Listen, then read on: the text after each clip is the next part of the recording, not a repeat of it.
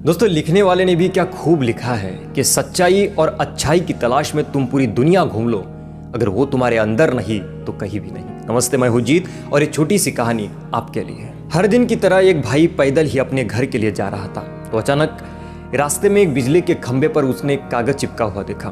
पास जाकर उसने पढ़ा तो उस पर लिखा था कि कृपया ध्यान से पढ़े, इस रास्ते पर मैंने कल एक 100 का नोट गवा दिया है, मुझे ठीक से दिखाई नहीं देता, जिसे भी मिले वो कृपा करके नीचे लिखे पते पर दे सकते हैं, मैं बहुत गरीब हूँ, भगवान आपका भला करेगा। ये पढ़कर पता नहीं क्यों उस पते पर उस व्यक्ति की जाने की तीव्र इच्छा हुई। उसने पता याद रखा, पास में ही गली के आखिर में वो घर था। वहां जाकर उसने आवाज लगाई तो एक वृद्ध माता लाठी के सहारे धीरे धीरे बाहर आ रही थी। उस व्यक्ति को मालूम हुआ कि वो बिल्कुल अकेली रहती है और अब उसका इस दुनिया में कोई भी नहीं है, उसे ठीक से दिखाई भी नहीं देता।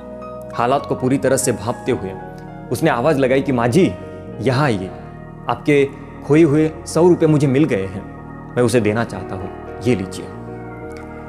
ये सुनकर वो वृद्ध माता फूट फूट कर रोने लगी और बोली कि बेटा अभी तक करीब 50-60 लोग मुझे 100 रुपये दे चुके हैं, मैं पढ़ी लिखी नहीं हूँ, ठीक से दिखाई भी नहीं देता, पता नहीं कौन मेरी इस हालत को देखकर मदद करने के लिए ये लिख गया है, ये रुपए मेरे नहीं है, तुम रख लो।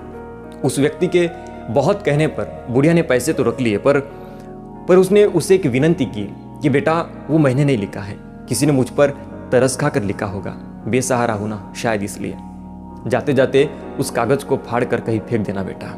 उस व्यक्ति ने हाँ कहकर बुढ़िया को टाल तो दिया, पर उसकी अंतरात्मा ने उसे सोचने पर जरा मजबूर कर दिया। उन 50-60 लोगों से भी उस माँ ने यही कहा होगा, लेकिन किसी ने भी उस कागज को नहीं फाड़ा। जिंदगी में हम कितने सही और कितने गलत है, ये सिर्फ 2 ही शख्स जानते दोस्तों, एक परमात्मा और दूसरी अपनी अंतरात्मा। दोस्तों, उस व्यक्ति का हृदय उस इंसान के प्रति कृतज्ञता और श्रद्धा से भर गया जिसने इस वृद्धा की सेवा का उपाय करने का ये तरीका ढूंढा। मदद करने के तो बहुत से मार्ग है, पर इस तरह की सेवा उस व्यक्ति के हृदय को छू गई और उसने भी वो कागज नहीं फाड़ा। दूसरों की मदद करने के तरीके कई है, सिर्फ कर्म करने की तीव्र इच्छा होनी चाहिए।